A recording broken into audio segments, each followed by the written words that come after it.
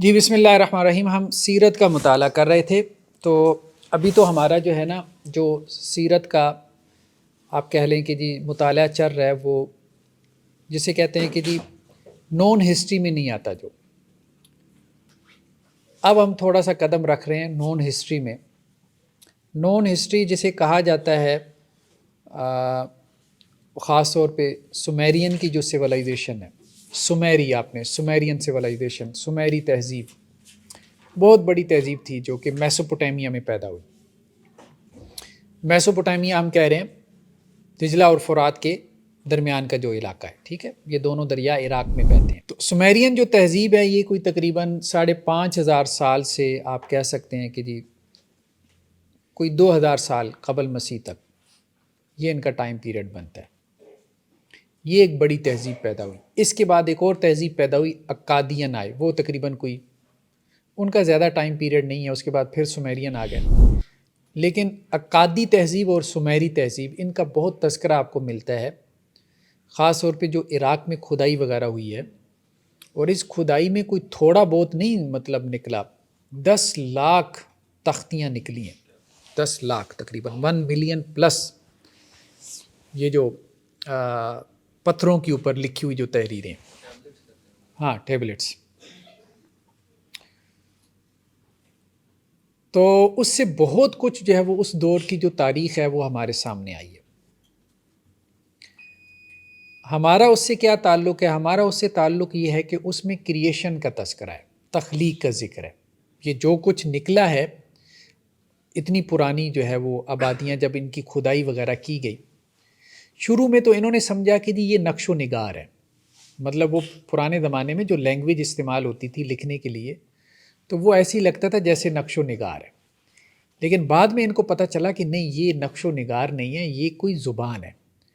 تو اس کو زبان کو ڈی کوڈ کرتے کرتے ان کو کوئی 100 سال لگ گئے. مطلب اس میں بھی ایسے نہیں ہوا کہ اب یہ بھی پرابلم پیدا ہوا کہ بھئی آپ نے صحیح ڈی کوڈ کیا بھی ہے کہ نہیں. ہوا یہ کہ اس کے جو 3 بڑے ماہر تھے نا، انہوں نے کہا کہ جی ہم ان تختیوں کی ٹرانسلیشن کرتے ہیں اپنے اپنے طور پر اور ایک کمیٹی بنا کے اس کو بھیجتے ہیں. اگر تو ہماری ٹرانسلیشن نکلی سیم تو اس کا مطلب یہ ہے کہ یہ ہے لینگویج، اور اگر ہماری ٹرانسلیشن نکلی ڈیفرنٹ تو اس کا مطلب یہ ہے کہ یہ کوئی لینگویج نہیں. اور ان تینوں کی ٹرانسلیشن تھوڑے سے ڈیفرنس کے ساتھ سیم تھی. اس کے بعد ان کو سمجھ میں آئی کہ یہ لینگویج ہے، اور ہم اس لینگویج کو ڈی کوڈ کر کے ان تختیوں کے اوپر جو کچھ لکھا ہوا ہے، ہزاروں سال پرانے انسان کے کیا خیالات تھے، کیا عقائد تھے، کیا بلیف سسٹم تھا، کیا ان کے نظریات تھے، کیا کلچر تھا، یہ کیا قانون ضابطے تھے، اس کو ہم معلوم کر سکتے ہیں. ابھی تک تو جو سورس تھا وہ تو بائبل تھی، قدیم ترین جو سورس تھا بائبل. موسیٰ علیہ السلام کا زمانہ کیا بنتا ہے؟ تقریباً 1400 قبل مسیح. حضرت موسیٰ علیہ السلام کو تورات دی گئی تھی نا، تو 1400 قبل مسیح. تو بائبل سے تو ویسی ایک چڑ ہے نا، سیدھی سی بات ہے. وہاں ویسٹ میں اب آپ کہہ لیں کہ جی مذہب کا نام لے لیں تو وہ انہوں نے اس کو مذہب کو جو ہے وہ اس قسم کا بنا دیا.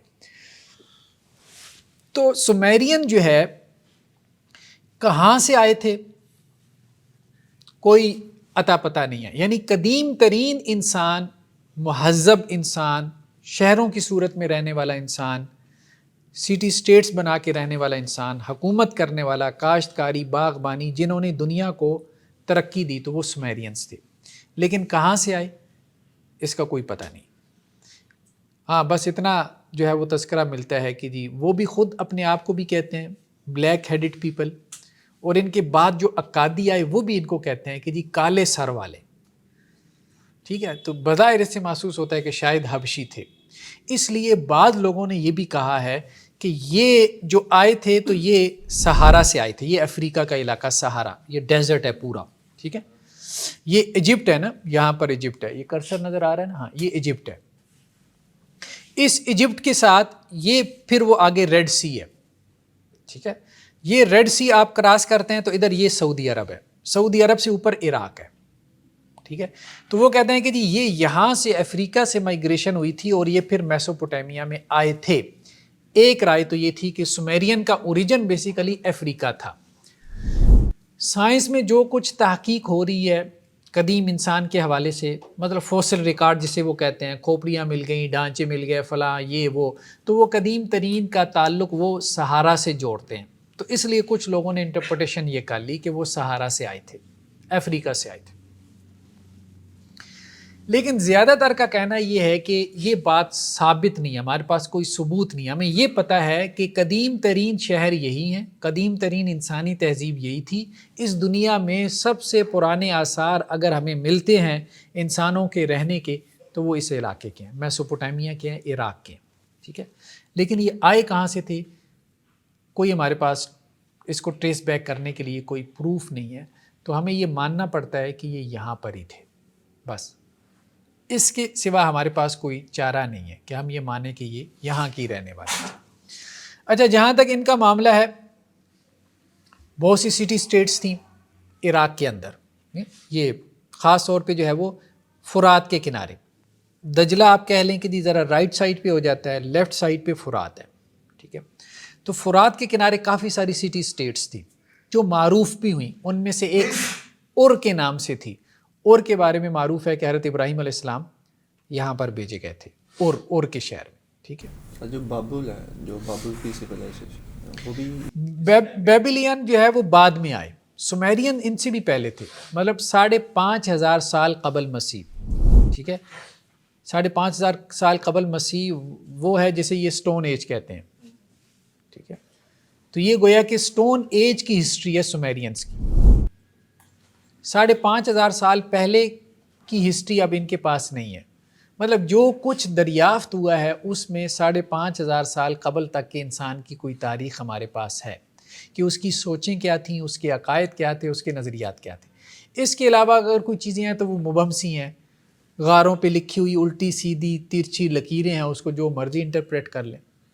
ٹھیک ہے، یا کوئی ڈھانچے ہیں اس کو جس صدی کا مرضی بنا لیں. لیکن باقاعدہ ایک ویل نون آرگنائزڈ فارم میں انفارمیشن وہ سمیرینز کی ہے. ٹھیک ہے، یہ بہت بڑی تہذیب تھی. اس وقت جو ہے وہ کوئی کتنی تہذیبیں ہیں جو ایگزسٹ رکھتی ہیں اور اسلام پر کیا اثر انداز کر رہی ہیں جو مطلب زیادہ اس وقت کی بات کریں؟ ہاں، اس وقت تو خیر کہا جاتا ہے کہ جی دنیا کی 7 بڑی تہذیبیں ہیں. ٹھیک ہے، وہ جو کلیش آف سویلائزیشن کے نام سے کتاب لکھی تھی نا ٹنٹن نے، تو مغربی تہذیب لے لیں، ہندو تہذیب لے لیں، اسلامی تہذیب لے لیں. ٹھیک ہے، چائنا کی اپنی ایک تہذیب ہے. تو دنیا میں کوئی 7 بڑی تہذیبیں اس وقت بھی مانی جاتی ہیں. زیادہ سر کون سی تہذیب ہے جو اسلام کے اوپر اثر انداز ہو رہی ہے یا اثر انداز؟ وہ تو دیکھیں ویسٹرن سویلائزیشن ہے، ویسٹرن تہذیب ہی ہے، مغربی تہذیب جسے ہم کہتے ہیں. ٹھیک ہے، تو یہ جو تھا اس میں ان کے معبد خانے بھی ہوتے تھے. ٹھیک ہے، عبادت کی جگہ. جیسے دیکھیں حضرت ابراہیم علیہ السلام کا جو ٹائم پیریڈ ہے وہ بھی کچھ لوگ کہتے ہیں 2,500 سال قبل مسیح ہے، کچھ کہتے ہیں کوئی 2,200 سال قبل مسیح ہے. ٹھیک ہے، کچھ 2,000 سال قبل مسیح بھی کہتے ہیں، لیکن 2,000 سے 2,500 سال قبل مسیح یہ حضرت ابراہیم علیہ السلام کا ٹائم پیریڈ بنتا ہے.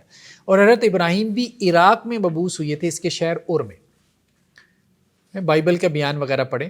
اصل میں تو ہوا یہی ہے کہ بائبل میں ان شہروں کا تذکرہ تھا تو یہ تو مان ہی نہیں رہے تھے، یہ تو ان کو مذہبی قصے کہانیاں سمجھتے تھے. ہوا یہ کہ بمبارمنٹ ہوئی ہے، جب first world war second world war ہوئی ہے تو اس کے بعد سے کچھ چیزیں اس بمبارمنٹ کے نتیجے میں نکلی ہیں. تو انہوں نے کہا کہ یہ تو بائبل کے بیان سچے معلوم ہوتے ہیں. پھر باقاعدہ پلاننگ کے ساتھ فرانسیسیوں نے، برطانوی ساری لگ گئے نا کھدائی کرنے. پورا عراق آپ سمجھے کہ انہوں نے کھود ڈالا اور اس میں 100-150 سال یہ لگے رہے. اور اس کو کھودنے کے بعد پھر جو کو دریافت ہوا تو اس سے وہ بائبل کے بیانات کی تصدیق ہوتی چلی. وہ چیزیں ان سے ہضم نہیں ہوئیں، اس لیے انہوں نے ان کو اپنے طور پہ انٹرپریٹ کیا. انہوں نے پھر کیا کام کیا، انہوں نے کہا کہ اب بائبل جو باتیں کر رہی تھی وہ ساری باتیں وہاں شہر کھود رہے تھے تو نکل رہے تھے. بائبل کہہ رہی تھی یہاں شہر ہے جس میں فلاں نبی آیا تھا، وہ کھودتے تھے تو وہ پورے شہر کی تاریخ وہی معلوم ہو جاتی تھی جو بائبل میں لکھی تھی. ٹھیک ہے، انہوں نے پھر اپنا بیانیہ بدلا. انہوں نے کہا کہ جی مسئلہ یہ ہے کہ یہ سب کچھ تھا پہلے، بائبل اصل میں اس سب تاریخ سے انسپائر ہو کے لکھی گئی. اب آپ سمجھ رہے ہیں، یعنی بائبل نے وہ سب کچھ وہاں سے لیا ہے. ٹھیک ہے، تو اس طرح سے بیانیاں بدل کے انہوں نے کہا کہ جی بائبل بیسیکلی کریشن تھی، لوگوں کی، انسانوں کی اپنی تخلیق تھی، اور وہ اس ساری تاریخ سے وہ کر کے، بہرحال وہ جو بھی انہوں نے کرنا تھا وہ تو انہوں نے کرنا ہی کرنا تھا۔ ان کے یہاں معبد خانے ہوتے تھے، جیسے حضرت ابراہیم علیہ السلام کے زمانے میں بھی بت خانے کا تذکرہ ملتا ہے۔ بتوں کی پوری ایک ہائرارکی، ایک پورا ایک نظام انہوں نے قائم کیا ہوا تھا۔ تو جو معروف شہر تھے، اچھا سمیرین سیولائزیشن میں فلڈ کا تذکرہ ملتا ہے، طوفان کا، وہ ابھی ہم آگے دیکھتے ہیں۔ ان کے ہاں کہانیاں تھیں، بہت معروف کہانیاں ہیں، آج ان کو ملی ہیں، جس میں فلڈ کا تذکرہ ہے کہ ایک طوفان آیا، ٹھیک ہے۔ اچھا وہ کیا کرتے ہیں، سمیرینز جو تھے وہ اپنی تاریخ کو دو حصوں میں تقسیم کرتے تھے، ایک پری فلڈ، ایک پوسٹ فلڈ، یعنی وہ سیلاب آنے سے پہلے کی دنیا کیا تھی اور سیلاب آنے کے بعد کی دنیا کیا تھی۔ یعنی ان کے لیے یہ اتنا بڑا ایونٹ تھا، اتنا بڑا واقعہ تھا سیلاب کا واقعہ، کہ ان کی پوری تاریخ اس ایونٹ کے پری اور پوسٹ پہ گھوم رہی تھی۔ اچھا اب وہ یہ کہتے ہیں کہ جی جو تو فلڈ سے پہلے کا دور تھا، اس میں 5 بڑی ریاستیں تھیں جن کا تذکرہ وہ لیتے ہیں۔ ایک تو اریدو، اب ان کا تذکرہ ہمیں بائبل میں بھی ملتا تھا۔ اریدو، یہ نیچے آپ دیکھ رہے ہیں اریدو کی نام سے، بالکل یہ خلیج عقبہ ہے نیچے، یہ عراق ہے، سارا عراق ہے، اس کو ہم دیکھتے ہیں مزید اس میں۔ یہ ساتھ اس کے اور کا شہر ہے، ٹھیک ہے۔ تو اریدو کا ایک شہر تھا، بعد تیبیریا یہ ایک شہر تھا، پھر اس کے بعد اوپر لاراک کے نام سے ایک سٹی سٹیٹ تھی، اروک کے نام سے تھی، شرب پاک کے نام سے تھی۔ یہ بہت ساری سٹی سٹیٹس تھیں یہاں پہ اس علاقے میں، میسوپوٹیمیا کے علاقے میں۔ اور عجیب بات یہ ہے کہ ہمارا مذہبی بیانیہ یہ کہتا ہے، بائبل بھی اور قرآن بھی، کہ اکثر و بیشتر جو نبی بھیجے گئے وہ اسی علاقے میں بھیجے گئے، حضرت نوح علیہ السلام سے لے کے ٹل حضرت ابراہیم علیہ السلام تک، ٹھیک ہے۔ کیونکہ تہذیبوں کا مرکز یہ تھا، کریڈل آف سیولائزیشن یہ علاقہ تھا، تو اس لیے ان کی اصلاح کے لیے نبی یہاں پر ہی آتے رہے، ٹھیک ہے۔ ایون کہ جو نینوا ہے، نینوا بھی یہاں پر اوپر آپ جائیں گے نا تو نینوا کا تذکرہ ہے، جس کی طرف حضرت یونس علیہ السلام کو بھیجا گیا تھا، ٹھیک ہے۔ تو ایک تو یہ ہے کہ پری فلڈ ایرا کا جب وہ تذکرہ کرتے ہیں سمیرینز، تو وہ سٹی سٹیٹ کا تذکرہ کرتے ہیں، اور وہ سٹی سٹیٹس جو ہیں ان کا تذکرہ ہمیں بائبل میں بھی ملتا ہے حضرت نوح علیہ السلام سے پہلے۔ ایون کہ حضرت نوح علیہ السلام کے بارے میں بھی کہا جاتا ہے کہ یہ جو شرب پاک، یہ جو اوپر نظر آ رہا ہے نا شرب پاک، یہ باقاعدہ ان کی ٹیبلٹس کے اوپر جو ہے یہ اتنی لمبی چوڑی واضح نصیحت شرب پاک کے حوالے سے ہمیں ملتی ہے کہ وہ اور آپ کا جو ریلیجس قانون ہے بالکل ملتا جلتا ہے۔ یعنی یہاں سے کھدائی کر کے جو ان کو ٹیبلٹس ملی ہیں، جو تختیاں ملی ہیں، ٹھیک ہے، تو وہ دیکھنے کے لائق ہے۔ اچھا اس کے بعد مطلب یہ جو ٹائم پیریڈ ہے، آپ کہہ لیں کہ جی 3000 سے لے کے کوئی 2350 BC کا، تو اس میں اور نمو کے نام سے یہ ایک بادشاہ تھا جو کہ جس نے ایک قانون بنایا تھا، تو اس کے قانون اور ضابطے بہت سی تختیوں کے اوپر لکھی ہوئی ملے ہیں۔ اس نے کہا تھا کہ جی جو قاتل ہے اس کی سزا قتل ہے، جو ڈاکو ہے اس کی سزا بھی قتل ہے، جو شادی شدہ عورت جو ہے وہ اڈلٹری کو کمٹ کرتی تھی اس کی سزا بھی قتل ہے۔ یعنی جو مذہبی سزائیں، یعنی مین میڈ لا، تو آپ سمجھے نا کہ وہ شادی شدہ مطلب فری سیکس سوسائٹی کے قائل رہے ہیں انسان ہر زمانے میں، گریکس کو دیکھ لیں، ادھر دیکھ لیں، ادھر دیکھ لیں۔ تو یہ اتنی نفرت کہاں سے آ گئی؟ یعنی جب آپ اس قانون کا مطالعہ کرتے ہیں جو انسانی تاریخ کا قدیم ترین قانون ہمارے پاس آیا ہے، تو وہ ایک ریلیجس قانون معلوم ہوتا ہے۔ اچھا اب یہ اس کو کیسے کہتے ہیں؟ یہ اس کو یوں بیان کرتے ہیں کہ جی اصل میں مسئلہ یہ تھا کہ بائبل اس سے متاثر ہو کے لکھی گئی، یعنی بائبل نے اس قانون سے کیا کیا، اپنا قانون اخذ کیا، جو اور نمو کا قانون تھا یا ان سمیرینز کا قانون تھا، ٹھیک ہے۔ حالانکہ مسئلہ یہ تھا کہ پیچھے سے یہ مذہبی قانون چلا آ رہا تھا جس کی باقیات تھیں جو کہ مختلف تہذیبوں میں نظر آتی تھیں، یعنی ان کی کوئی دنیاوی توجیہ نہیں کی جا سکتی تھی کہ انسانی ذہن اس بات تک پہنچے کہ جی اس جرم کی سزا قتل ہونی چاہیے، یعنی شادی شدہ جو ہے وہ اگر ایڈلٹری کا مرتکب ہو تو اس کی سزا قتل ہونی چاہیے، یعنی انسانی ذہن اس تک تو پہنچ سکتا ہے کہ قاتل کو قتل کر دو، چلو ٹھیک ہے، لیکن اس تک نہیں پہنچ سکتا۔ تو یہ چیزیں ان سے حل نہیں ہو رہی تھی، تو انہوں نے اس کا حل پھر یہ نکالا. خیر بہرحال اس کے یہ اب اگر ہم اس کو دیکھیں تو یہ دیکھیں، یہ ایجپٹ ہے، ٹھیک ہے، یہ وہ ریڈ سی ہے درمیان میں، یہ سعودی عرب ہے، یہ اوپر عراق ہے، ٹھیک ہے، یہ سیریا، اور ادھر یہ فلسطین کا علاقہ ہے، ٹھیک ہے. تو یہاں پر یہ لوگ تھے، یہاں پر یہ عراق، ان کی جو زبان تھی وہ سومر زبان کہلاتی تھی. یہ جو اس کو خلیج عقبہ کہتے ہیں نا، پرشین گلف، کیونکہ ادھر ایران بھی ہے نا، ایران ہے اور ادھر سعودی عرب ہے، درمیان میں یہ پرشین گلف ہے. اچھا یہاں ادھر کونے پر تھے، یہ پرشین گلف کے کونے پہ، ٹھیک ہے، یہ عراق، سعودی عرب اور ایران کا آپ کہہ لیں کہ جی کونا بنتا ہے، جہاں پر یہ تہذیبیں جنم لے رہی تھیں. اس لیے ہم دیکھتے ہیں کہ جب اسلام آیا ہے تو بڑی تہذیبیں کون سی تھیں؟ ایک ایرانی تہذیب بڑی تھی، اور پیچھے اگر آپ چلے جائیں تو وہ رومنس تھے جو سیریا میں چھائے ہوئے تھے، عراق میں چھائے ہوئے تھے، ٹھیک ہے. تو یہاں سے پرشین گلف سے یہ لوگ گزر کے ادھر سندھ تک بھی آتے تھے، ان کی یہ تجارتی روٹ تھی.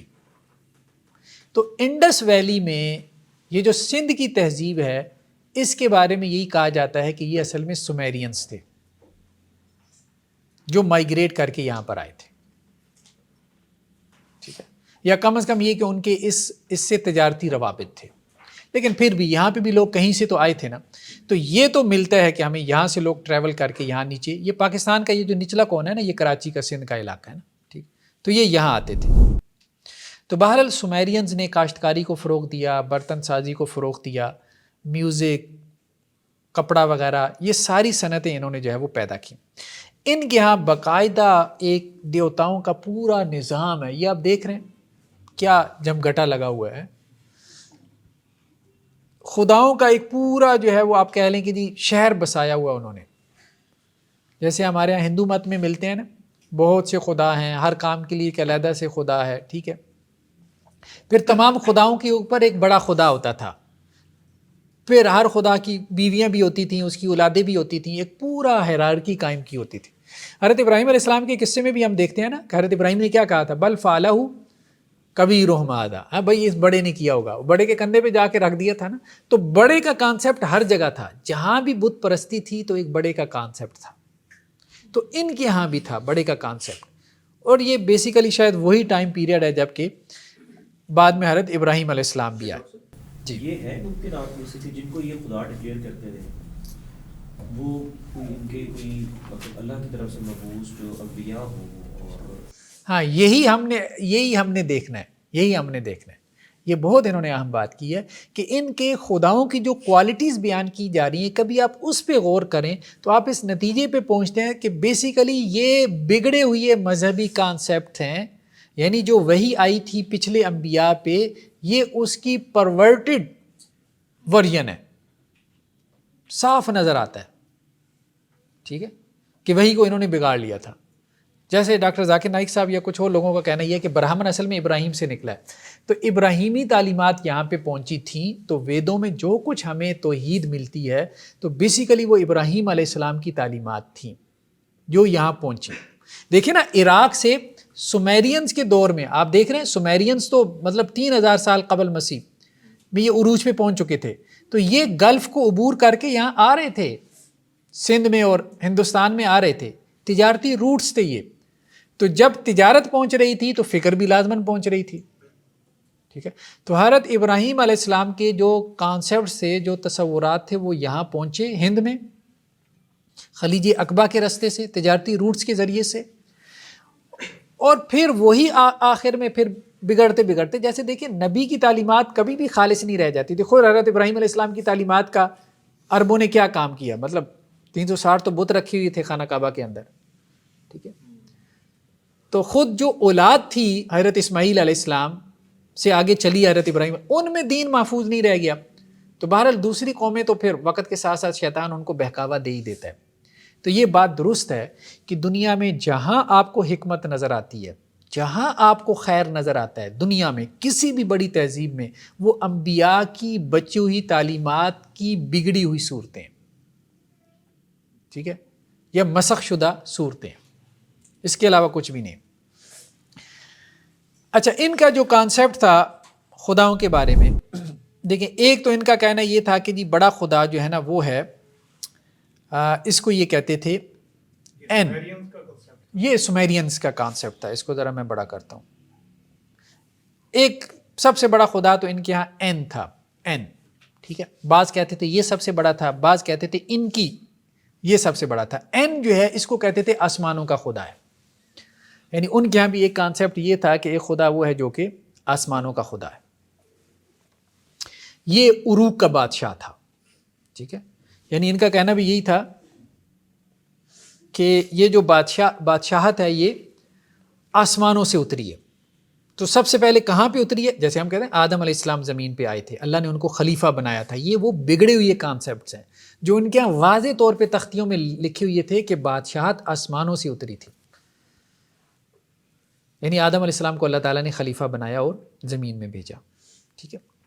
اچھا یہ کہتے ہیں سب سے پہلے بادشاہت کہاں اتری؟ عروق میں. تو اس کا مطلب یہ ہے کہ شاید آدم علیہ السلام کا اوریجن عروق تھا، ٹھیک ہے. تو این جو ہے یہ کہتے ہیں کہ جی یہ آسمانوں کا خدا تھا. پھر اس کے بعد این کی ایک بیوی تھی جس کا نام کی تھا، کی، ٹھیک ہے. وہ کہتے تھے کہ جی یہ زمین کی دیوی ہے، ٹھیک ہے. پھر ایک اور خدا تھا ان کے یہاں، ان لل اس کو کہتے تھے، ان لل، یہ پانی کا خدا تھا، ہوا کا تھا، طوفان کا تھا، ٹھیک ہے. اچھا یہ بھی ہوتا تھا کہ مختلف شہر مختلف خداؤں کی کیا کرتے تھے؟ پوجا کرتے تھے. جب کھدائی کی گئی ہے، شہر دریافت ہوئی ہیں، تو ان کے بت ٹوٹے ہوئے بھی ملے ہیں. اس میں بڑی لے دے ہوئی کہ یہ کیوں ٹوٹے ہیں، ٹھیک ہے. اس میں ایک بات تو یہ سامنے آئی کہ یہ آپس میں لڑتے تھے، مختلف سٹی سٹیٹس تھیں تو آپس میں لڑتی تھیں. جب لڑتے تھے تو ایک دوسرے کے خداؤں کی تیری ایسی کی تیسی، تمہارا خدا، ہم نے تم کو نہیں چھوڑا تو تمہارے خدا کو چھوڑیں گے. تو یہ ان کے توڑ دیتے تھے. بہت ساری جگہوں پہ یہ بھی بات سامنے آئی کہ نہیں، یہ جو تباہی ہوئی ہے نا بتوں کی، یہ کسی لڑائی کا نتیجہ نہیں تھی. بہت ساری جگہوں پہ لڑائی کا بھی ایسا بھی ہوتا تھا کہ جب کسی جو ہے وہ ایک شہر والے دوسرے شہر پہ قبضہ کرتے تھے نا، اس کے سب سے پہلے تو بڑے معبد کو گراتے تھے اور ان کے خدا توڑ دیتے تھے. اصل میں ہمارے خدا بڑے ہیں. یہ بھی ان کے یہاں جھگڑا ہوتا تھا، ہمارے اور تمہارے خدا، یعنی خداؤں کے لیے وہ خود لڑے ہوتے تھے. لیکن بعض جگہوں پہ یہ توجیہ کرنا بہت مشکل ہو گیا اور انہیں یہ ماننا پڑا کہ ایک سیگمنٹ ایسا بھی رہا ہے کہ جو بت پرستی کے خلاف تھا اور وہ وقفے سے بت توڑ دیتا تھا، ٹھیک ہے. یہ ان کے ہاں بھی یہ چیز سامنے آئی ہے، فائنڈنگز میں یہ چیز آئی ہے. تو ان لیل کے نام سے جو ہے وہ ایک خدا تھا ان کے یہاں جس کو وہ کہتے تھے کہ پانی، ہوا، طوفان. اور یہ نپور کا علاقہ تھا، ایک سٹی سٹیٹ تھی، وہ بھی وہاں پیچھے جو ہم نے نقشہ دکھایا اس میں وہ موجود ہے. وہاں پہ اس کی پوجا کی جاتی تھی، اس کی عروق میں کی جاتی تھی این کی. ان لیل کی پھر ایک بیوی بھی تھی نن لیل، کچھ کام اس کو بھی انہوں نے اسائن کی ہوئے تھے. ایک اور بڑا خدا تھا، اس کا بڑا تذکرہ ملتا ہے ان کی کے نام سے، یا این کی یا ان کی کہتے ہیں اس کو. اس کو کہتے تھے یہ دانش، وزڈم کا خدا ہے، علم ہے اس کے پاس. بلکہ یہاں تک بھی کہتے تھے یہ تخلیق کا خدا ہے، کریشن کا ہے، یعنی اس نے پیدا کیا بیسیکلی، ٹھیک ہے. یہ اریدو ایک شہر تھا ار کے قریب، وہاں پہ. اچھا اس کا جو ان کی جو تھا، اس کا ایک خادم خاص بھی تھا جس کا نام اسمود تھا. اس کو بھی انہوں نے دیوتا مانا ہوا تھا. اس کا کام کیا تھا کہ ان کی یعنی خدا کے درمیان اور دوسرے دیوتاؤں کے درمیان رابطے کا کام کرتا تھا، یا خدا کے درمیان اور انسانوں کے درمیان رابطے کا کام کرتا تھا. یعنی انہوں نے اس کا یہ کانسیپٹ دیا ہوا ہے کہ جیسے خدا کوئی بحری جہاز چلا رہا ہے تو اس بحری جہاز کا ڈرائیور جو ہے وہ اسمود تھا، یعنی خادم خاص تھا. جیسے ہمارے یہاں مذہبی ایک جبریل کا کانسیپٹ ہے نا، تو ایسے لگتا ہے جیسے وہ بگڑا ہوا کانسیپٹ ہے کہ اسمود ان کے یہاں پیامبر تھا جو ان کی کے میسیجز جو ہے وہ دوسرے دیوتاؤں تک پہنچاتا تھا. اسی طرح ننہور ساج کے نام سے ان کے ایک دیوی تھی جسے وہ پیدائش کی جو ہے وہ دیوی کہتے تھے. خیر بہرحال اس طرح سے مختلف ان کے ہاں جو ہے وہ کانسیپٹس تھے. یہ دیوتا ان کے ہاں جو ہمیں ملے ہیں، مطلب آرکیالوجسٹ نے جو کھدائی کے دوران جو ہے اسمود دیوتا کی جو ہے وہ تصویر ہے، یہ ان کی ہے. اس کے دونوں طرف آپ دیکھ رہے ہیں کہ وہ سٹریمز آپ کو نظر آ رہے ہیں جیسے نہریں ہوتی ہیں اور اس میں مچھلیاں تیر رہی ہیں. یہ بیسیکلی کہا جاتا ہے دجلہ اور فرات کی طرف جو ہے وہ اشارہ ہے کہ بیسیکلی یہ پانی کا خدا ہے، تو اس کی طرف اس کا جو ہے وہ اشارہ دیا ہوا. اس کے علاوہ بھی ان کے ہاں کچھ اور بھی کانسیپٹ تھے. اشتر کے بارے میں کیا ہوگا؟ نہیں آگے وہ ہم اس کو دیکھتے ہیں، وہ اشتر آگے آ رہی ہے. یہ خاص طور پہ اس سلائیڈ کو اگر دیکھیں نا، کچھ اور دیوتا جو ان کے ہاں یہاں ہمارے پاس عربوں میں بھی آئے نا، عربوں میں بھی آئے ان سے. اس کو میں تھوڑا سا بڑا کر لیتا ہوں. ایک ننگل کے نام سے ان کے ہاں دیوتا تھا، جس کو جو عربوں نے بھی اس کی پوجا کی. عربوں نے اسے شمس کا نام دیا کیونکہ وہ سورج تھا. یہ اس کو ننگل کہتے تھے، یعنی سورج کی باقاعدہ پوجا کی جاتی تھی. تو عربوں میں جب وہ اس کی پوجا شروع ہوئی تو عربوں نے اس کو شمس کا نام دے دیا، سورج کا نام دے دیا.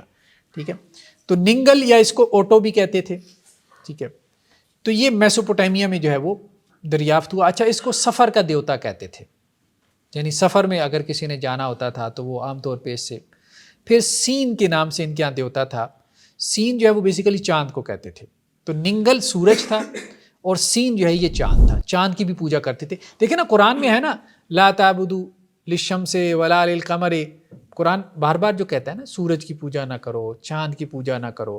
تو یہ بیسیکلی یہ جو علاقہ تھا عراق کا، یہ جو پرانی تہذیبیں تھیں، یہاں ستاروں کی پوجا، چاند کی پوجا، سورج کی پوجا بہت زیادہ تھی. یہی پھر عربوں میں بھی آئی. عربوں میں بت پرستی کہاں سے آئی؟ یہ تو حضرت اسماعیل کی اولاد میں سے تھے. بیسیکلی ان کا انٹریکشن ہوا تھا، یہ سیریا میں جاتے تھے، اوپر نارتھ میں اوپر جاتے تھے ان کے تجارتی قافلے. آپ سلم کے زمانے میں بھی جاتے تھے، شام تجارتی قافلے جاتے تھے. تو یہ بیسیکلی وہاں سیریا سے اور عراق سے یہ بت پرستی کی عادت لے کے آئے تھے. سر وہ حدیث میں بھی ملتا ہے نا، وہ ایک شخص کا جو سفر، ہاں عمر بن لحا، ہاں وہ اسی طرح کعبے میں پہلا وہ اسی طرح. اچھا، اسی طرح جو ہے وہ یہ ننگل اور جو سین تھا، ان کی اولادوں میں سے پھر اشتار بھی تھا. اشتار ستارے کو کہتے تھے. ٹھیک ہے، تو بہرحال اس طرح سے انہوں نے جو ہے وہ مختلف جو ہے وہ بتوں کے نام رکھے ہوئے تھے. حضرت ابراہیم علیہ السلام والا جو قرآن مجید میں جو واقعہ ہے، سورج کو دیکھا پھر چاند، ہاں سورج کو دیکھا رہے تھے، ابراہیم علیہ السلام کا واقعہ بالکل اسی سے ریلیٹڈ ہے. یہ دیکھیں نا، یہ تصویریں باقاعدہ برآمد ہوئی ہیں، سین اور ننگل اور اوٹو اور اشتار. ٹھیک ہے، باقاعدہ ستارہ ہے، آپ دیکھیں گے. ٹھیک ہے، چاند بنایا ہوا ہے، یہ جو ہے یہ سورج کو انہوں نے کیا ہوا ہے. ٹھیک ہے، تو باقاعدہ ان کی پرستش ہوتی تھی اور ان کو جو ہے وہ کرتے تھے. بہرحال ان کے بعد پھر اکادین آئے، سمیرینز کے بعد. ان میں بھی بت پرستی وغیرہ عام تھی. ٹھیک ہے، اور یہ ان کی تہذیب تھی، یہ جس کو جو ہے وہ آپ کہہ لیں کہ لائٹ اورنج کلر میں ہائی لائٹ کیا گیا ہے. اور سے عروق اور پھر اوپر تک کیش کی ایک بہت بڑی کیش کی سلطنت تھی. تو یہ ان کا زیادہ ٹائم پیریڈ نہیں رہا. ٹھیک ہے، 2300 سے آپ کہہ لیں 2100 قبل مسیح، کوئی تقریباً 200 سال ان کی حکومت رہی. لیکن انہوں نے سمیرینز کو بہت مارا. بعد میں پھر سمیرینز پھر دوبارہ آ گئے تھے. تو یہ جو بڑی دو تہذیبیں ہیں قدیم ترین، جن کی ہسٹری ہمارے پاس آئی ہے، ان دونوں تہذیبوں میں ایک تو تخلیق کے واقعے کا ذکر ہے، کریشن کا، آدم علیہ السلام کے واقعے کا، اور دوسرا فلڈ، طوفان نوح کا ذکر ہے. تو اس کو ہم نے دیکھنا ہے. سب سے پہلے تو ہمارے سامنے ہے ایپک آف گلگامیش. گلگامیش جو ہے یہ کون ہے؟ گلگامیش جو ہے نا، ایپک بیسیکلی ایک نظم ہے آپ کہہ لیں. ٹھیک ہے، شاعری ہے. گلگامیش جو ہے یہ اس کی جو ایپک ہے، یہ کوئی اس کی تختیاں ملی ہیں بابل سے، بابل شہر سے، بیبیلون جسے کہہ رہے تھے ابھی ہم، جو عراق میں ہے. 1800 قبل مسیح کی تختیاں ہیں اس کی. تو گویا اس وقت تک یہ ان کے ہاں یہ سٹوری معروف تھی. بائبل تو خیر بعد میں آئی نا، 1400 قبل مسیح میں آئی. تو اس میں گلگامیش کا تذکرہ ہے. گلگامیش جو ہے اس کے بارے میں کہا جاتا ہے کہ جی یہ یہاں پہ ایک عروق کی سٹی سٹیٹ تھی، یہ اس کا بادشاہ تھا. یعنی ایپک آف گلگامیش جو کہ تختیوں پہ لکھی ہوئی نظم ہے، جب وہ ہمارے پاس پہنچی ہے تو اس میں ایک کہانی کا ذکر ہے. کہانی کس کی ہے؟ گلگامیش کی. گلگامیش عراق میں ایک سٹی سٹیٹ ہے، عروق اس کا بادشاہ ہے. اور یہ عروق جو ہے یہ باقاعدہ سٹی سٹیٹ موجود تھی، اس کی کھدائی ہوئی، سارا کچھ ہوا جہاں سے یہ تختیاں برآمد ہوئی. تو یہ دریائے فرات کے کنارے آباد. اچھا، گلگامیش کے بارے میں یہ لکھا ہوا ہے اس میں ایپک آف گلگامیش میں کہ جی یہ بہت طاقتور بھی تھا اور بہت جابر بھی تھا. تو دیوتاؤں نے سوچا کہ یہ بادشاہ بہت جابر ہو گیا، اس کو سبق سکھانا چاہیے. تو دیوتاؤں نے کیا کیا؟ ایک انسان کو مٹی سے پیدا کیا. اس انسان کا نام تھا انکیدو. ٹھیک ہے، جس کو مٹی سے پیدا کیا گیا. اور مٹی سے پیدا کرنے کے بعد دیوتاؤں نے اس کو رکھا ایک جنگل میں. ٹھیک ہے. جب اس کو جنگل میں رکھا تو گلگامیش کو کسی نے خبر دی کہ جی جنگل میں ایک انسان رہتا ہے, ٹھیک ہے, تو جو ہماری تہذیب سے بہت دور ہے, ہم مہذب لوگ ہیں تو وہ جنگلوں کی طرح رہتا ہے. تو گلگامیش کو یہ سوجی کہ اس جنگلی انسان کو مجھے سدھانا ہے, مہذب انسان بنانا ہے, شہری انسان بنانا ہے. تو اب اسے یہ ہوا کہ کسی طرح اس کو میں اپنی طرف اپنے پاس بلوا لوں. اب وہ کسی کی بات سنتا ہی نہیں تھا, وہ جنگل میں جو انسان تھا انکیدو.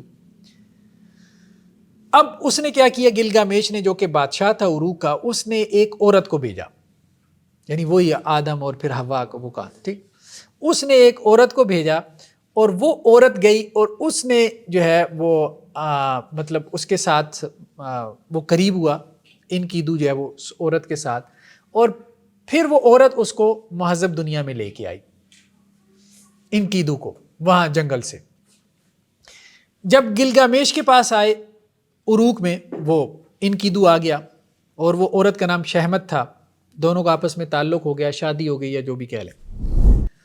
اس کے بعد اب کیا معاملہ ہوا کہ گلگامیش جو ہے نا, اس کے بارے میں لوگوں نے کہا, انکیدو کو کہا جو کہ جنگل سے آیا تھا, جس کو دیوتاؤں نے پیدا کیا تھا مٹی سے.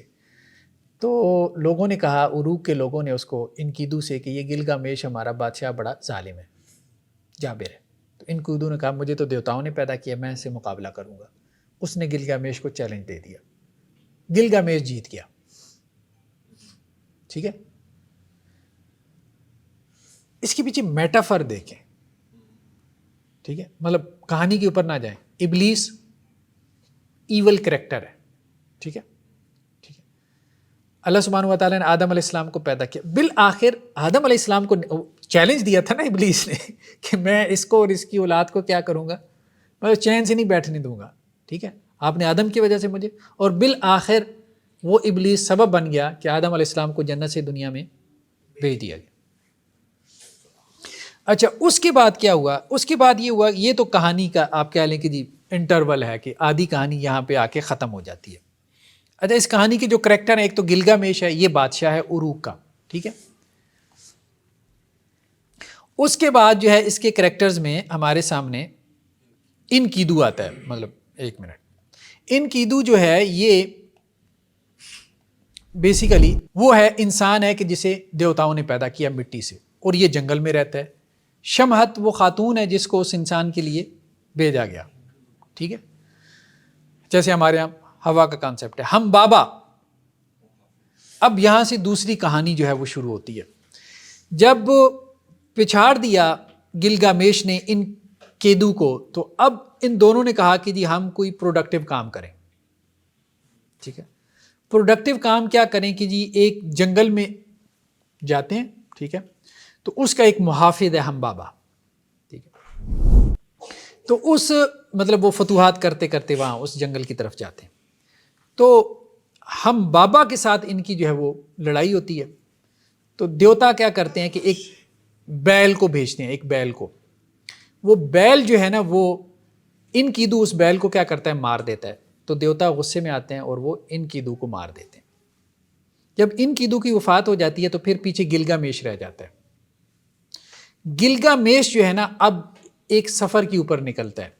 وہ سفر کیا ہے, وہ سفر یہ ہے کہ مطلب اس کی انکیدو کے ساتھ ایک اٹیچمنٹ ہو گئی, ایک تعلق ہو گئی, دونوں جگری دوست بن گئے تھے, سارا کچھ ہو گیا تھا. تو اب اسے اپنے دوست کے مرنے کا بہت دکھ تھا. اب وہ یہ جاننا چاہتا ہے کہ کیا انسان ہمیشہ کی زندگی پا سکتا ہے, کیا میں بھی مر جاؤں گا. اب اسے اس سوال کی کھوج لگتی ہے.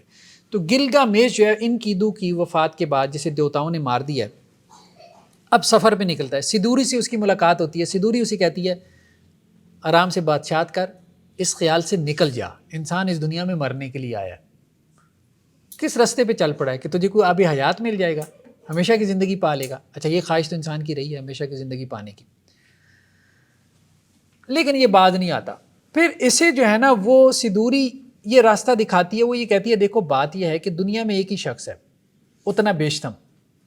اتنا بیشتم کو ہمیشہ کی زندگی ملی ہے, ٹھیک ہے, اور طوفان میں سارے جو ہے وہ ڈوب گئے تھے, صرف یہ بچا. تو اب یہ کہتا ہے میں نے اتنا بیشتم سے ملنا ہے. اتنا بیشتم کا سارا کانسیپٹ وہی ہے جو نوح علیہ السلام کا ہے. اب وہ اتنا بیشتم کی تلاش میں نکل کھڑا ہوتا ہے, اتنا بیشتم سے اس کی ملاقات ہو جاتی ہے. وہ ان سے کہتا ہے آپ کو ہمیشہ کی زندگی مل گئی, اٹرنل لائف مل گئی, مجھے بھی اٹرنل لائف چاہیے, ہمیشہ کی زندگی چاہیے. وہ کہتے ہیں ہمیشہ کی زندگی نہیں مل سکتی. یہ کہتا ہے نہیں مجھے چاہیے. وہ کہتے ہیں اچھا ایک تمہیں میں کام سونپتا ہوں, اگر تم وہ کر لو تو تمہیں ہمیشہ کی زندگی مل جائے گی. یہ بڑا خوش ہوتا ہے. وہ کہتے ہیں 7 دن سونا نہیں ہے, دن رات 7 دن تم نے سونا نہیں ہے, تمہیں ہمیشہ کی زندگی چاہیے نا, تو یہ ٹیسٹ ہے, اس کو نیند آ جاتی ہے. تو اب وہ کہتے ہیں کہ اب جان چھوڑ دے اس کی. وہ کہتا ہے ٹھیک ہے میں جان چھوڑ دیتا ہوں. وہ پھر کہتے ہیں اتنا بیشتم اس کو کہتے ہیں کہ چلو اب تم اتنا سفر کر کے آئے ہو میرے پاس, میں تمہیں ایک بوٹی کا پتہ دیتا ہوں, ٹھیک ہے, ایک پھل ہے, ایک بوٹی ہے, اس کا پھل ہے, اگر تم وہ حاصل کر لو گے نا تو جتنی لائف ہے نا اس میں تم بیمار نہیں ہوگے, صحت مند رہو گے اور ینگ رہو گے, جوان رہو گے. موت تو آئے گی لیکن ینگ رہو گے. وہ کہتا ہے چلو یہ بھی مطلب ٹھیک ہے, بہت اچھی چیز. تو وہ اس کو اس جگہ کا پتہ دیتے ہیں. یہ وہاں جاتا ہے, وہ بوٹی جو ہے اس کو حاصل کر لیتا ہے, لیکن ان کی غفلت میں, اس کی غفلت میں یعنی گلگامیش کی غفلت میں سانپ وہ بوٹی چرا کے لے جاتا ہے. وہی جو سانپ کا کانسیپٹ ہمارے ہیں وہ بائبل میں بھی یہ ہو. خیر بہرحال اس میں 2 کانسیپٹ جو ہے وہ ہمیں بڑے تفصیل سے ملتے ہیں اس میں. ایک تو تخلیق کا کانسیپٹ کہ آدم علیہ السلام کی جو پیدائش کا قصہ ہے, آپ کہہ لیں کہ اس کو کچھ مختلف انداز میں, کہانی کے انداز میں ہمارے سامنے پیش کیا گیا. اور دوسرا جو ہے وہ اس میں حضرت نوح علیہ السلام کے آپ کہہ لیں جو زمانے میں جو فلڈ آیا تھا اس کا تذکرہ جو ہے وہ ہمیں. ایپک آف گلگامیش, ایپک آف گلگامیش یہ سمیرین تہذیب کی نظم تھی. سمیرین تہذیب کے قصے ہیں جو ہمیں ملے ہیں, تختیوں پہ لکھی ہوئی ہے. تو وہ ایپک آف گلگامیش یہ اسی طرح سے تختیاں ہیں, یہ اسی کی تختیاں ہیں بلکہ میں نے نیٹ سے اتاری ہیں, اس کی جو امیجز ہیں ایپک آف گلگامیش کی. تو ان میں یہ قصہ لکھا ہوا ہے اس طرح سے گلگامیش کا, ٹھیک ہے. اور گلگامیش کے قصے میں ایک تو کریشن کا تذکرہ ہے جو آدم علیہ السلام سے قصے سے ملتا جلتا ہے, ٹھیک ہے. سانپ کا بھی ذکر ہے اور سارا وہ عورت کا بھی اور سارا کچھ وہ. اور دوسرا جو ہے وہ فلڈ کا, طوفان نوح کا. اچھا ایک اور جو ہمیں ملتا ہے پرانی تہذیبوں میں زیوس صدرہ. زیوس صدرہ کے بارے میں کہا جاتا ہے, سمیرین یہ کہتے ہیں کہ یہ جو یہ جو شرپ پاک تھا, یہاں پہ ہے شرپ پاک, ادھر اوپر کر کے کہیں پر ہے, ادھر اور سے اوپر کر کے تھا, یہ نپور کے ساتھ ساتھ شرپ پاک. یہاں پہ اس میرے خیال میں امیج میں نہیں ہے, دوسری امیج میں وہ ہے. تو وہ کہتے تھے کہ یہ زیوس صدرہ جو تھے یہ شرپ پاک کے بادشاہ تھے. یہ سمیرینز کیا مطلب ان کی تختیوں میں لکھا ہوا ہے, ٹھیک ہے. اچھا زیوس صدرہ کے واقعے میں بھی جو ہے وہ کشتی کا تذکرہ ہے, طوفان نوح کا بھی اور تخلیق کا بھی. زیوس صدرہ بھی ان کے ایک ہیرو ہے نا, جیسے ہمارے یہاں آپ کہہ لیں نا کہ سونی میاں وال, ہیر رانجھا, اس قسم کے قصے کہانیاں نسل در نسل چلتے ہیں. تو ان کی تہذیب میں بھی کوئی قصے معروف تھے, ایون کہ وہ ان کے یہاں تختیوں پہ بھی لکھے ہوئے تھے, ٹھیک ہے. تو زیوس صدرہ جو ہے اس کے بارے میں وہ کہتے ہیں کہ جی وہ بہت بڑا جو ہے وہ, یعنی دیوتاؤں نے کیا کیا, شرپ پاک میں سیلاب بھیجنے کا ارادہ کیا جہاں پہ زیوس صدرہ رہتا تھا. تو دیوتاؤں نے فیصلہ کیا کہ ہم نے یہاں سیلاب بھیجنا ہے. تو انہوں نے کیا کیا, دیوتاؤں نے زیوس صدرہ کو کہا کہ تم کشتی بناؤ, ہم نے شرپ پاک کو تباہ کرنا ہے. تو زیوس صدرہ نے کشتی بنائی اور زیوس صدرہ صرف بچ گیا, باقی سارے ڈوب گئے, ٹھیک ہے. اچھا بعد میں انہوں نے یہ بھی لکھا ہے یہاں پہ اس کے اندر جو ان کی ہے اپنا زیوس صدرہ کی جو ٹیل ہے, جو کہانی ہے, اور یہ سارا ہوا 2900 قبل مسیح, 3000 قبل مسیح میں تقریباً. یعنی سمیرینز یہ بیان کر رہے تھے مطلب کہ جی ہمارے آباء و اجداد کی یہ قصے اور کہانیاں. تو وہ یہ کہتے تھے کہ یہاں پھر کیا ہوا, جب طوفان آیا اس سارے علاقے میں تو زیوس صدرہ جو ہے وہ یہاں سے نکلا ہے کشتی میں اور یہاں نیچے آ گیا, دلمم میں آ گیا. یہ دلمم جو ہے یہ یہاں آپ یوں کہہ لیں کہ یہ سعودی عرب اور بحرین یہ وہ والا علاقہ بنتا ہے. یہ ادھر لیفٹ سائڈ پہ سعودی عرب ہے, ادھر اوپر تو ایران ہے نا, یہ وہی خلیج عقبہ ہے. یہ دلمم, یہ تھوڑا سا انہوں نے ہائی لائٹ کیا ہوا ہے نا, واللہ عالم، اللہ بہتر جانتا ہے کہ اب حضرت نوح علیہ السلام کی کشتی کہاں ٹھہری تھی. تو کہتے ہیں جودی پہاڑ پہ، ہمارے یہاں لوگ کہتے ہیں وہ اوپر چلی گئی تھی ترکی کی طرف. ہاں ترکی کو کچھ لوگ بنا لیتے ہیں، کچھ ادھر انڈیا کو بھی بناتے ہیں، یہاں نیچے آ گئی تھی واللہ عالم. لیکن ان کے یہاں یہ لکھا ہوا ہے کہ وہ کشتی آ کے ٹھہری تھی دلمم میں. اچھا عجیب بات یہ ہے کہ یہاں دلمم میں وہ ایک گارڈن بھی ہے، مطلب وہ جسے وہ ایڈن کا گارڈن کہتے ہیں نا، باغ عدن بائبل نے کہا ہے، تو وہ ویسا ہی ایک باغ یہاں پر بھی ہے. تو اس سے بعض جو بائبل کے شارحین تھے وہ اس طرف نکل گئے کہ اصل میں آدم علیہ السلام بھی یہاں بھی تھے، دلمم میں تھے، باغ عدن یہاں پر تھا. طوفان نوح کے بعد دوبارہ نوح علیہ السلام جو ہے وہ واپس یہاں پر آ گئے. یہ ان کی تختیوں میں ملتا ہے، یہ سارے قصے ان کی تختیوں میں لکھی ہوئی ہیں. تو یہ تختیاں نا، یہ ساری میں نے وہاں سے اٹھائی ہیں. اتنا بیشتم کے نام سے بھی پوری ایک کریکٹر ہے جس کا تذکرہ ہمیں تختیوں میں ملتا ہے، جس کو طوفان نوح کے ساتھ جوڑا گیا ہے. تو اس طرح کے بہت سے کریکٹر ہیں. اسی طرح اطراحاسس کے نام سے ایک پوری سٹوری ہے، یہ اکادین سویلائزیشن کی ہے، اطراحاسس کے نام سے. اس میں بھی تخلیق کا تذکرہ ہے، آدم علیہ السلام کی پیدائش کا تذکرہ ہے. ٹھیک ہے، اس میں بھی جو ہے وہ مثال کے طور پہ اب اس میں کیا ہے کہ جو بڑے خدا تھے نا ان کے، آنو، انلیل، ان کی، تو انہوں نے کیا کیا؟ تخلیق کی ابتدا کی. تخلیق کی ابتدا کیسے کی؟ تو انہوں نے کیا کیا کہ جی مطلب انسان کو پیدا کیا نا.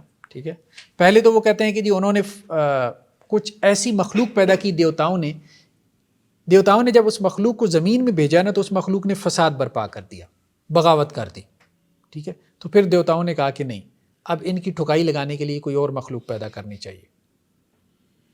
تو دیوتاؤں نے ان باغیوں کی ٹھکائی لگانے کے لیے ایک مخلوق پیدا کی. جیسے ہمارے یہاں کانسیپٹ ہے پہلے جنات تھے، فساد برپا کرتے تھے، تو اللہ تعالیٰ نے پھر آدم کی تخلیق کی. تو یہ بالکل وہ والا کانسیپٹ جو ہے وہ ہمیں اس میں یہ ہے کہ اللہ تعالیٰ نے پھر کیا کیا، ہم تو اللہ تعالیٰ کہیں گے لیکن ان کے یہاں کیا ہے کہ ان کے دیوی دیوتاؤں نے کیا کیا، مٹی سے اور خون سے انسان کی تخلیق کی. سر جی وہ ان تختیوں سے کیا ڈرائیو کرتے ہیں؟ کون؟ سومیرینز یا وہ قادین؟ سومیرینز تو گزر گئے نا، ان کی تو یہ آپ کہہ لیں کہ بلیف تھا ان کا کہ سومیرینز اس طرح سے دنیا میں آئے یا دیوتاؤں نے انہیں اس طرح سے پیدا کیا. جس طرح سر جی ہم کہتے ہیں کہ جی اللہ تعالیٰ نے آدم کو پیدا کیا، پھر ان کو خلیفہ بنایا، زمین پر بھیجا، اور اس کا جگہ کا بھی انتخاب کرتے ہیں جس طرح ہم سری پیدا ہو رہی ہے، اسی طرح سر جی سومیرینز بھی اپنا ایک تصور دیتے ہیں کہ ہم کیسے آئے تھے. ہاں بالکل تصور دیتے ہیں. ان کا تصور ہمارے تصور سے ملتا جلتا ہے، یہی ہم بات کہہ رہے ہیں. ٹھیک ہے، لیکن وہ یہ کہتے تھے کہ یہ انسان جو ہے اس کی ابتدا یہاں میسوپوٹیمیا میں ہوئی. اس طرح سر جی ہم اس سے کیا ڈرائیو کرتے ہیں کہ مطلب ہم ایک تخلیق کا اور اس کا مطلب، ہاں ہم صرف یہ کہتے ہیں، دیکھیں ہم صرف یہ بات کر رہے ہیں کہ سمیری تہذیب میں جو تخلیق کا تذکرہ ہے یا تخلیق کے بارے میں کہ سمیرین اپنے بارے میں یہ سوچتے تھے یا یہ ڈسکس کرتے تھے کہ ہم کہاں سے آ گئے زمین پہ. ٹھیک ہے، انہیں بھی یہ سوال پیدا ہوا، تو انہوں نے جو قصے کہانیاں بیان کی ہیں تو وہ بیسیکلی جو ان کے آباء و اجداد سے بات چلی آ رہی تھی وہ مسخ شدہ بات تھی. بس بات ٹھیک تھی، ٹھیک ہے، لیکن انہوں نے اس کو مسخ کر دیا تھا، وقت کے ساتھ ساتھ وہ مسخ ہو چکی تھی. جو ویسٹ والے ہیں نا وہ کیا کرتے ہیں، وہ کہتے ہیں کہ جی یہ بائبل والوں نے اور اسلام والوں نے تو بائبل سے لے لیا اور بائبل والوں نے سومیرین سے لے لیا، اور سومیرین نے کیا کیا، انہوں نے بیٹھ کے خود ہی سوچ لیا کہ ہم ایسی دنیا میں آ گئے. یعنی کہ قدیم ترین تہذیب میں بھی کریشن کا تذکرہ نہ کیا ایولیوشن کا، کہ وہ بھی یہ نہیں. ہاں قدیم ترین تہذیب میں بھی ایوولوشن کا ذکر نہیں ہے، کریشن کا ذکر ہے کہ انسان ایوالو ہو کے نہیں بنا، بلکہ ان کے یہاں بھی یہ ہے کہ پیدا کیا گیا. تو اطراحاسس میں بھی جو ہے وہ یہ تبھی وہ تو پھر مغرب والے تو اس چیز کا انکار کر سکتے ہیں نا کہ آپ جو ہے وہ سومیرین تک تو جا کے رک جاتی ہے کریشن، انہوں نے تو خود ہی بیٹھ کے بنا لی، تو سوچ لی کہ اس طرح ہوا ہے عقل کے مطابق. ہاں اب مسئلہ یہ ہے نا کہ یہ تو ان کا ایک تھیسس ہے نا کہ انہوں نے خود سوچ لیا. یہ ثابت کیسے ہوگا کہ انہیں پیچھے سے خبر ملی تھی جو بگڑ گئی یا انہوں نے خود سوچا؟ اس کی ان کے پاس تو کوئی دلیل نہیں. ایک ازمپشن ہے نا ان کی کہ انہوں نے سوچ لیا اور وہ ایک تکا ہی چلا رہے ہیں. تو سر ایولیوشن جو ہے وہ تو ازمپشن ہی ہے نا، تھیوری ہے نا. ایوولوشن بھی ایک تکا ہے اور کیا ہے. ٹھیک ہے، اور ان کے بقول بھی وہ تھیوری ہے. جی ہاں، تھیوری وہ ہے جن کی جو جو فیکٹس کے مطابق ابھی وہ ثابت نہیں کر سکے. اور پھر بات یہ ہے کہ صرف سمیرینز نہیں تھے، اور بھی تھے، اکادینز تھے، بیبلینز تھے، ساری تخلیق کا تذکرہ کر رہے ہیں. تو کوئی تو وجہ ہے نا. جیسے دیکھیں آباء و اجداد سے انسان اس دنیا میں شروع ہوا ہے، تو ظاہری بات ہے انسان ایک انسان سے دو سے چار آگے بنے ہیں، تو کوئی نالج بھی تو آگے ٹرانسفر ہوا ہے نا. آباء و اجداد کیا تھے، مطلب ہماری نسل کیا ہے، کہاں سے ہماری ابتدا. جیسے یہاں پہ فیملیز ہیں، ٹھیک ہے، سارے یاد نہیں رکھتے کہ ہماری فیملی کہاں سے چلی ہے، ٹھیک ہے، لیکن یہ ہے کہ بہت سارے لوگ شجرے یاد رکھتے ہیں، اپنی فیملیز کو یاد رکھتے ہیں، کہاں سے ہم آئے تھے، ہمارے باپ دادا وہ انڈیا سے ہجرت کر کے آئے تھے یا فلاں جگہ سے آئے تھے، انہوں نے فلاں جگہ پڑاؤ ڈالا تھا، اس سے آگے ہماری پھر نسل چلی یہ وہ.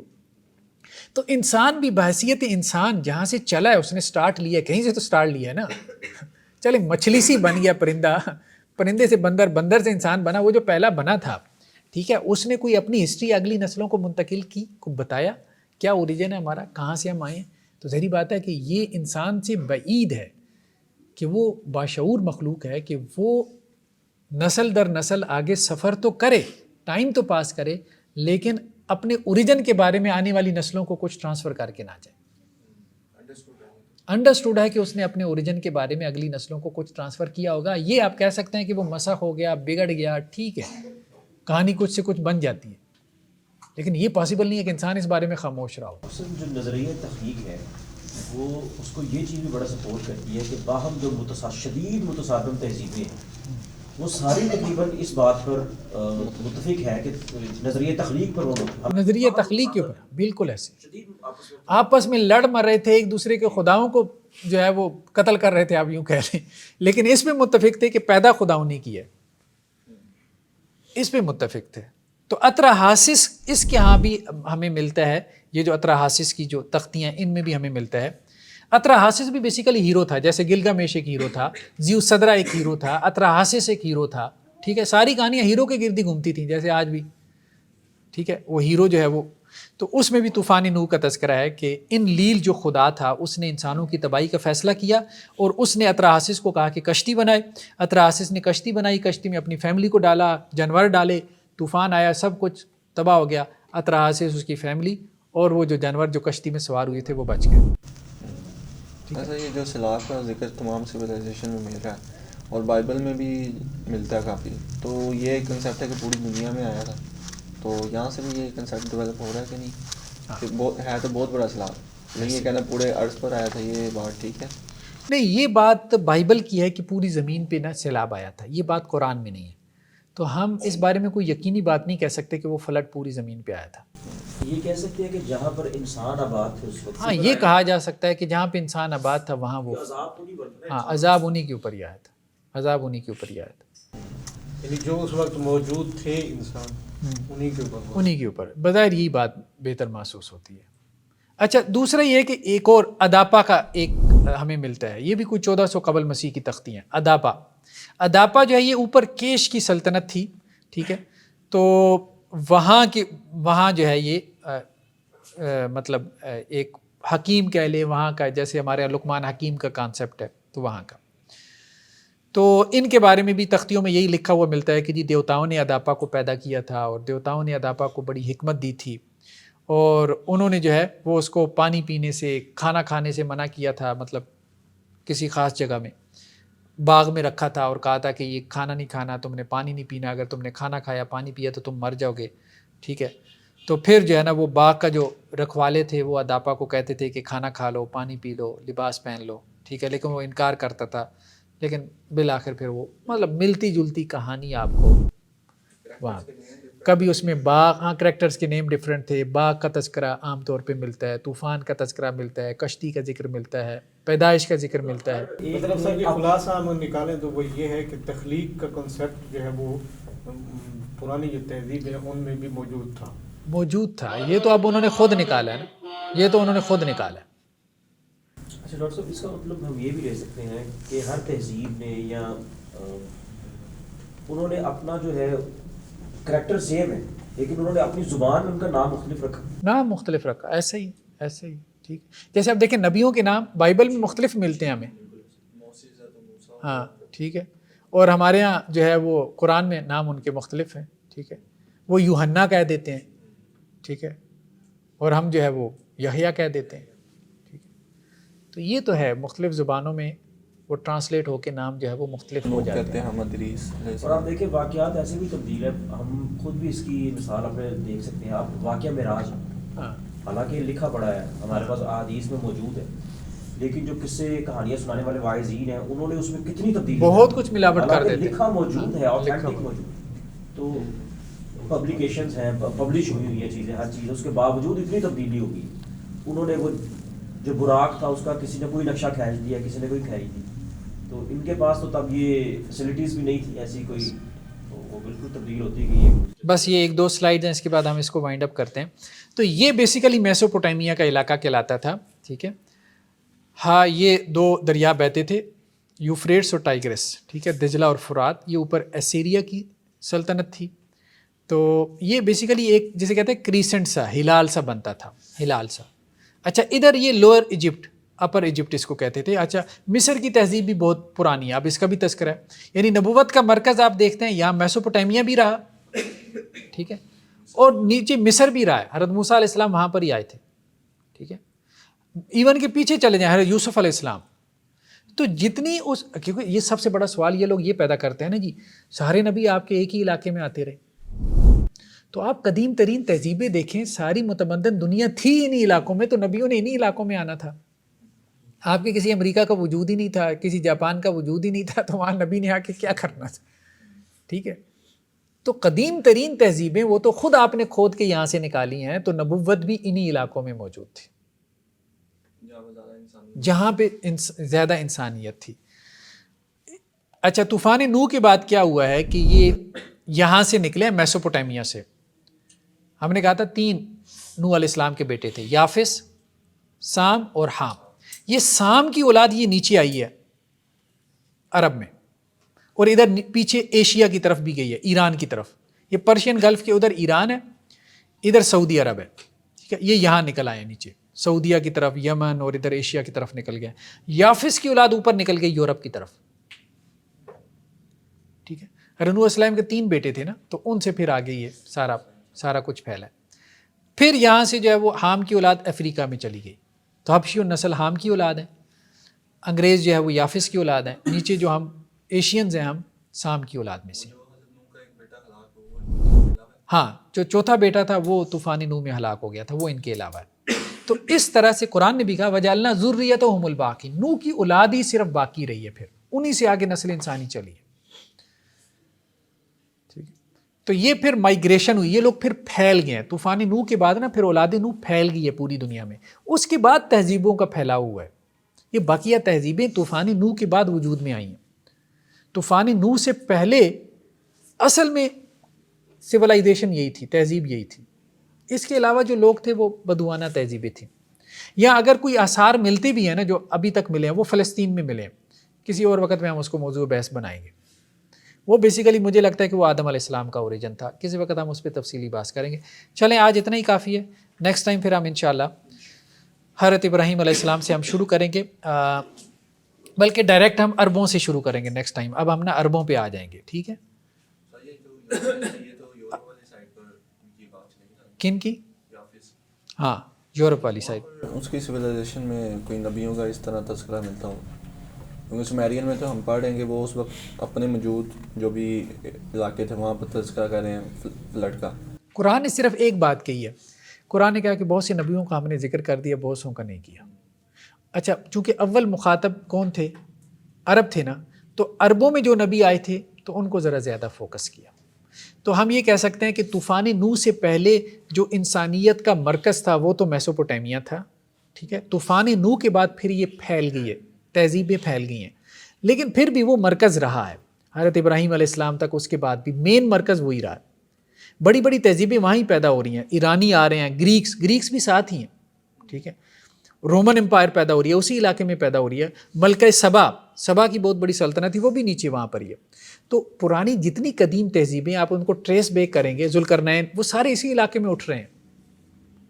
وہاں آپ کو یورپ کی کوئی بہت بڑی سلطنت تہذیب کا نہیں پتہ چلتا. ہاں ٹھیک ہے، اکا دکا شہر ہیں، تو اکا دکا شہروں کی طرف نبی آتے رہے، اللہ تعالیٰ نے کہا ہے، لیکن ان کو زیادہ قرآن نے ہائی لائٹ نہیں کیا کیونکہ وہ کوئی بڑی تہذیبیں نہیں تھیں. اور دوسرا یہ کہ اول مخاطب جو ہے وہ عرب تھے، تو اس لیے شاید ان کو بات اتنی سمجھ میں بھی نہ آتی. جن کا ان کے ساتھ انٹریکشن تھا وہ بس سینٹر تو یہی رہا ہے نا، ایشیا ہی رہا ہے نا. اسی وقت بھی سب سے گنجان آباد علاقے ایشیا کی، اور انسان کے سروائیول کے اعتبار سے بھی جسے کہتے ہیں کہ ایک فرینڈلی انوائرمنٹ، وہ تو ایشیا کا ہی ہے نا. سارے موسم آپ کو مل جاتے ہیں. چلیں، سبحانک اللہم و بحمدک، نشہد ان لا الہ الا انت